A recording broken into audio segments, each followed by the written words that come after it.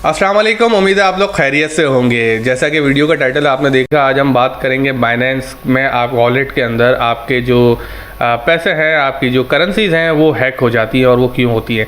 चूँकि मैं crypto currency को से कम्युनिटी से इंटरलिंक्ड हूँ और मैं बहुत सारी लोकल और इंटरनेशनल कम्युनिटीज़ को फॉलो कर रहा होता हूँ, उस वजह से मुझे पता है कि पिछले 2 महीनों से एक मसला चल रहा है। वो मसला ये है कि यूज़र कंप्लेन कर रहे हैं कि हम अपने बाइनेंस के वॉलेट में अच्छी खासी रकम रख के सोए, सुबह उठे, थोड़ी देर के बाद चेक किया, कुछ भी किया और वो रकम गायब हो गई। बाइनेंस वालों से रब्ता किया गया तो बाइनेंस वालों का जो जवाब होता है वो ये होता है कि ये आपका अपना फॉल्ट है और आप इस हैक के लिए, इस चोरी के लिए आप पुलिस कंप्लेन दर्ज करें। अच्छा, जब हम बात करते हैं डिसेंट्रलाइज नेटवर्क की, जिसका कोई सेंट्रल पॉइंट नहीं होता, तो ट्रांजैक्शन को ट्रेस करना, ट्रांजैक्शन को ट्रैक करना एक अपने आप में ही मसला है और ये इंटरनेशनल मसला है, क्योंकि अभी ये टेक्नोलॉजी नहीं है और हम इक्विप नहीं हुए as a civilization, human civilization, कि हम इस को ट्रेस कर सकें या ट्रैक कर सकें। और डिसेंट्रलाइज का वैसे नेटवर्क भी यह है कि बी और ऑन बैंक, जो मेरी अपनी आइडियोलॉजी है जिस पर हम अभी आगे बात करेंगे। तो मैंने इस पर रिसर्च की और मैंने देखा कि यार ये मसला हो क्या रहा है और कैसे हो रहा है, और आज मैं आपके साथ वो सारी चीज़ें शेयर करने वाला हूँ कि ये होता कैसे है और उसको प्रिवेंट कैसे किया जा सकता है। जब तक हमें नहीं पता होगा ना कि कैसे होता है, क्यों होता है, वो तो हमें पता है कि कोई भी हैकर चोरी कर रहा है, लेकिन होता कैसे है और उसको से प्रिवेंट कैसे किया जाता है। तो जब मैं स्क्रीन की तरफ चलते हैं, जब मैं इस बारे में रिसर्च कर रहा था तो मुझे पता चला ये सिर्फ पाकिस्तानियों के साथ मसला नहीं है, क्योंकि हम बाइनेंस पे जब भी कोई मनी विड्रॉ करवाते हैं, जब भी हम अकाउंट लॉगिन करते हैं तो 2 फैक्टर ऑथेंटिकेशन मांगता है, ठीक है, या मोबाइल पे या गूगल का 2 ऑथेंटिकेटर ऐप से या ईमेल से। ये कुछ वेरीफाई करने के तरीके होते हैं कि अकाउंट जो लॉगिन कर रहा है वो वही बंदा कर रहा है जिसका वो अकाउंट है। तो ये एक सिक्योरिटी चेक है और ये बहुत ही वाइटल सिक्योरिटी चेक है, लेकिन इसके बावजूद भी वो चीज़ें हो रही हैं, ठीक है। तो थोड़ा सा समझने की कोशिश करेंगे। पहले देखते हैं कि प्रॉब्लम कहाँ है। तो देखिए, ये रेडिट का मैंने आपके सामने थ्रेड खोला हुआ है, उसके अंदर है Binance account hacked, hacker bot NFT for 57 के BUSD फंड्स आर गॉन, ठीक है। और ये देखें, एक ऑन गोइंग थ्रेड है, 2 मिनट पहले भी, 2 मिनट पहले, 1 मिनट पहले, और बहुत ही ज़्यादा एक्टिव थ्रेड है और इसमें बेताशा कंप्लेंट्स मौजूद हैं जो इस किस्म की कंप्लेंट्स कर रहे होते हैं। और ज़ाहिर बात है, I am not alone, I got hack 2 days ago to exactly as you describe, I have no knowledge that my account has gain unauthorised access, hacker bot NFTs as well, now Binance does not take responsibility and insist they could help, blaming that it was my own fault. तो ये मसला है, ये होता कैसे है, पहले इस पर थोड़ी सी बात कर लेते हैं। तो इस चीज़ को समझने के लिए आप ये मैं पिक्चर खोल रहा हूँ, एक टर्म है सेशन हाईजैकिंग। उसमें होता क्या है कि आप जब भी बाइनेंस का अकाउंट लॉगिन करते हैं मोबाइल डिवाइस पे या कंप्यूटर के अंदर, तो एक ऑथेंटिक रिक्वेस्ट जनरेट होती है यूज़र से जो इनोसेंट होता है सर्वर की जानिब, ठीक है। बीच में ये कुछ अटैकर होते हैं जो मुख्तलिफ़ तरीक़ों से उस सेशन को हाईजैक करते हैं। मतलब आप इसको ऐसे समझें कि आपने एक ख़त भेजा सर्वर को बाइनेंस की ऐप के ज़रिए। उस ख़त में ये था कि हाँ भाई, मैं एक्चुअल यूज़र हूँ। बाइनेंस वालों ने आपको उस ख़त के बदले एक चाबी पार्सल कर दी कि भाई ये चाबी आप पकड़ो, इस चाबी के ज़रिए आप अपने अकाउंट को लॉगिन करोगे। अच्छा, ख़त के अंदर जो आपने इन्फॉर्मेशन भेजी उसमें आपकी डिवाइस का मैक एड्रेस हो सकता है, आपकी IP एड्रेस हो सकती है, और आपकी ऑथेंटिकेशन कोड जो हैश हुए हुए होते हैं, जो सीक्रेटली छुपाए हुए होते हैं, जो आप ऑथेंटिकेट करते हो, वो हो सकते हैं। जब वो आपको चाबी भेजता है, उस चाबी का मतलब ये होता है कि अब आपने जिस डिवाइस से ये रिक्वेस्ट की कि मुझे मेरे अकाउंट के अंदर जाने दो, उस डिवाइस को खोलने के लिए चाबी है। तो बीच में कहीं एक अटैकर बैठा होता है जो सेशन हाईजैकिंग के लिए बैठा होता है, वो आपकी चाबी की डुप्लीकेट बना लेता है, ठीक है। उस चाबी के साथ वो आपकी डिवाइस की स्पूफिंग भी करता है। इसको सेशन हाईजैकिंग कहते हैं। तो हम थोड़ा सा सेशन हाईजैकिंग के बारे में पढ़ते हैं। Session hijacking is an attack where a user's session is taken over by an attacker. A session starts when you log into a service, for example your banking application, and ends when you log out. तो session शुरू कब होता है? जब आप log in करते हैं, और एंड कब होता है? जब आप लॉग आउट करते हैं। आपने कहा हाँ भाई खुदाफिज, tata, bye bye. The attack relies on the attacker knowledge of your session cookie. जब भी आप किसी भी वेबसाइट में जाते हैं तो एक कुकी जनरेट होता है। अक्सर वेबसाइट आपसे उस कुकी की क्योंकि एक नया लॉ ब्रिटेन के अंदर पास हुआ है, तो अक्सर वेबसाइट आपसे कुकी एक्सेप्ट करने के लिए भी कह रही होती है, ठीक है। तो so it's also called cookie hijacking और कुकी साइड जैकिंग। कुकी के अंदर सारी इन्फॉर्मेशन वो मौजूद होती है जो आप अपने आपकी मशीन, जिस तरह मैंने आपको बताया, मशीन कौन सी यूज़ कर रहे हैं, ऑपरेटिंग सिस्टम क्या है, आईपी क्या है, ब्राउज़र क्या है, XYZ, ठीक है।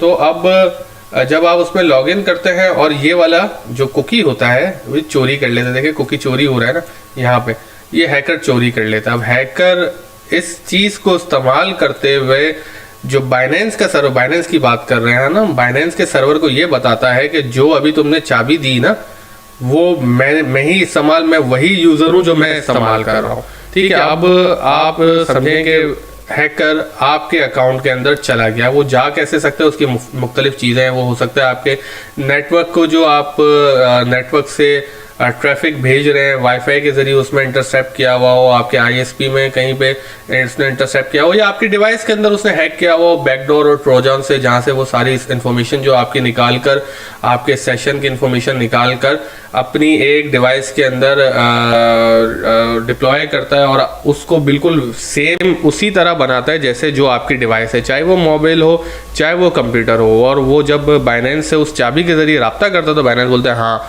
यार ये उसामा ही आया है जो अभी आया हुआ था। तो होता क्या है कि आप जब बाइनेंस के अकाउंट में लॉगिन करते हैं मोबाइल या वेबसाइट के अंदर, तो आपने देखा होगा कि आप दोबारा जब उसको बंद करके उस एप्लीकेशन को दोबारा खोलते तो आपका अकाउंट लॉगिन हुआ होता है, और हम यहाँ पे अभी वो भी देखेंगे।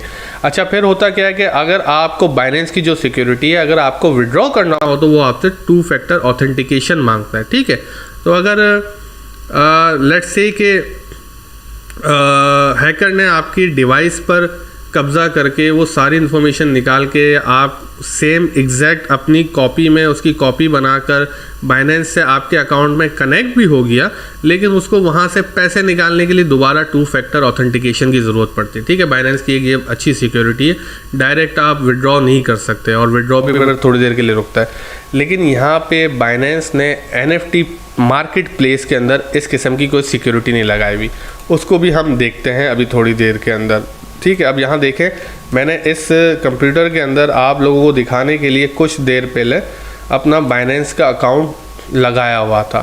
तो जैसे ही मैंने binance.com लिखा, अब मैंने वो विंडो बंद कर दी थी, जैसे ही मैंने binance.com लिखा तो मेरा अकाउंट यहाँ पे लॉगिन हुआ आ गया, ठीक हो गया।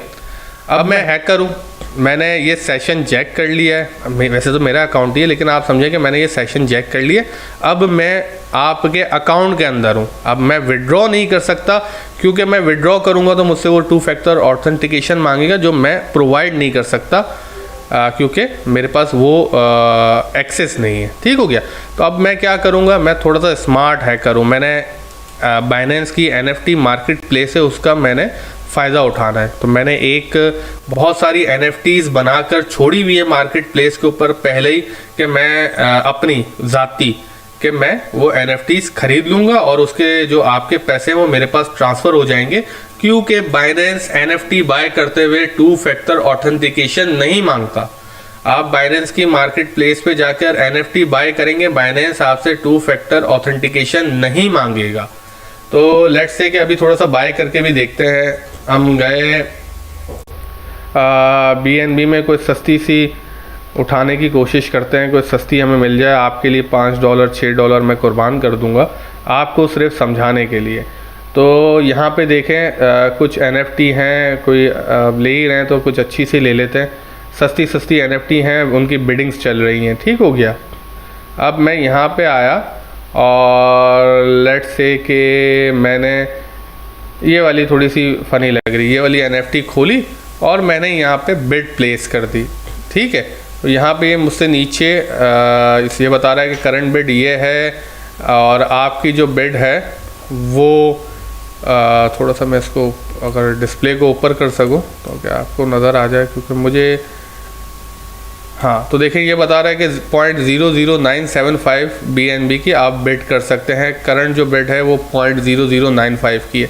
तो जैसे यहाँ पे एक नीचे बिड का बटन है, मैं उस पर क्लिक करता हूँ तो देखें ये बिडिंग फ्रोज हो गई है। कोई एरर आ गया ऊपर असल में, वरना ये बिड हो जाती। चले हम कोई और NFT ट्राई कर लेते हैं। दोबारा हम आते हैं, इसमें तो कोई मसला आ रहा है तो ये वाली इस पे बिड कर देते हैं, ठीक है। दोबारा हम इधर आए, प्लेस अ बिड, और दोबारा ये $6 है, मैंने प्लेस अ बिड कर दी और मेरी बिड चली गई। तो अगर ये बिडिंग पे नहीं होती और ये डायरेक्ट किसी रकम पे होती तो ये NFT इस वक्त तक $6 मेरे अकाउंट से कट कर बगैर किसी सिक्योरिटी चेक के मेरे अकाउंट के अंदर आ चुकी होती। अब मैं बहुत स्मार्ट हैकर हूँ, मैंने बाइनेंस के ऊपर अपनी NFTयाँ डाली हुई हैं, $100 की, $200 की, $50 की, जैसा भी सेशन जैक में मुर्गा फंसेगा मैं फ़ौरन के फ़ौरन ये बाय कर लूँगा उसकी NFT, चाहे मेरे पास कोई भी करेंसी हो। क्योंकि जब आप बाइनेंस के ऊपर करेंसी का एक्सचेंज भी कर रहे होते हैं तो बाइनेंस आपसे मांगता नहीं है कि भाई करेंसी 2 फैक्टर ऑथेंटिकेशन ट्रेड्स में भी नहीं होता।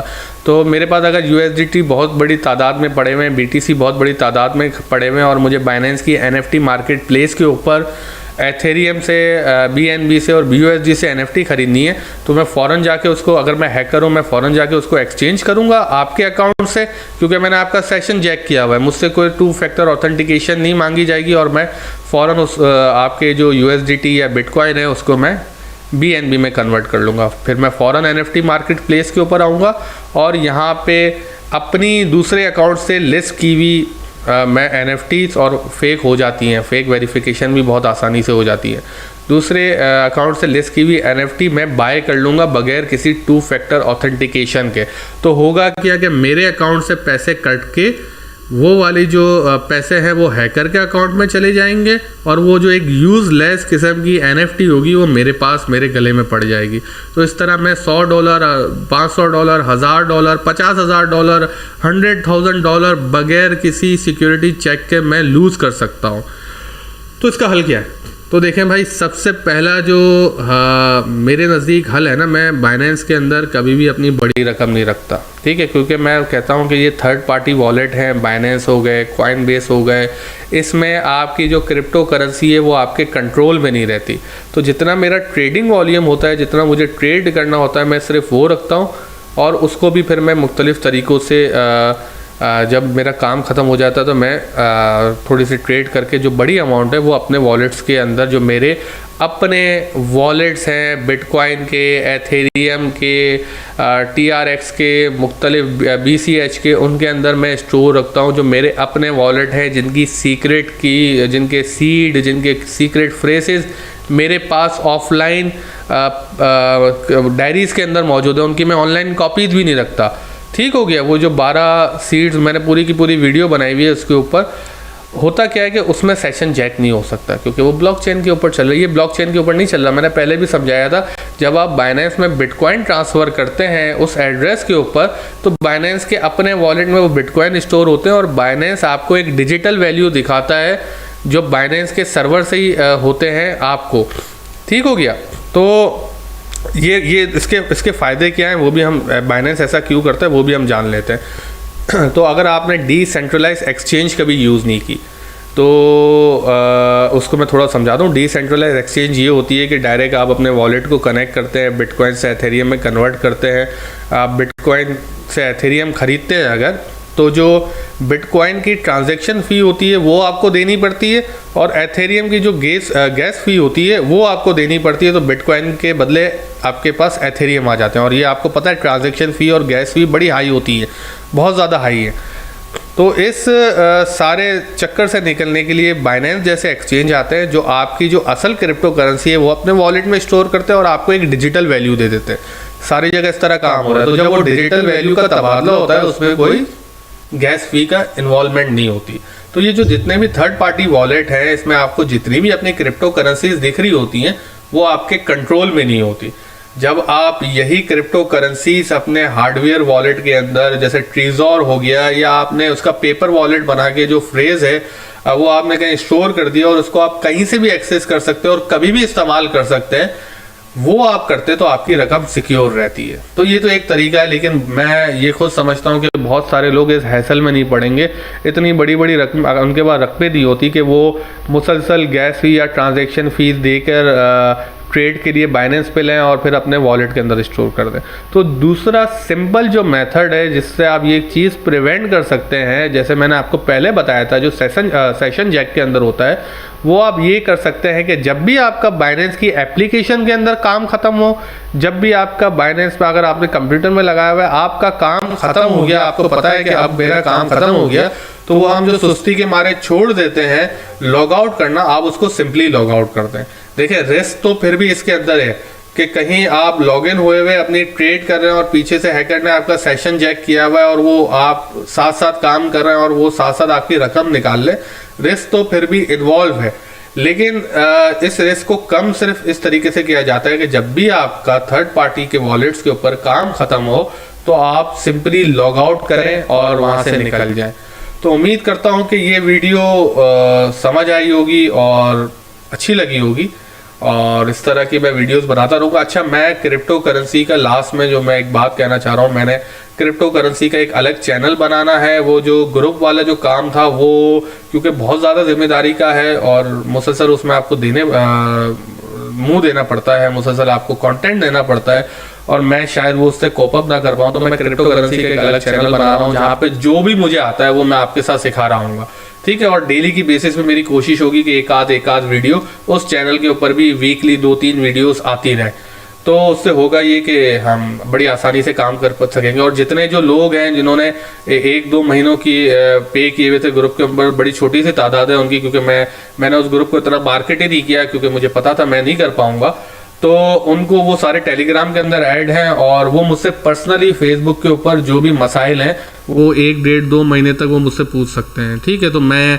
उनके अगेंस्ट ये सर्विस उनको दे सकता हूँ। उम्मीद करता हूँ कि बड़ा पसंद आया होगा। नीचे लिंक है मेरे क्रिप्टो चैनल का, उसको जाके सब्सक्राइब कर लें। वो ये वाली वीडियो मैं वहाँ और यहाँ भी अपलोड करने वाला हूँ। बहुत शुक्रिया, अपना ख्याल रखिएगा। अल्लाह हाफ़िज़।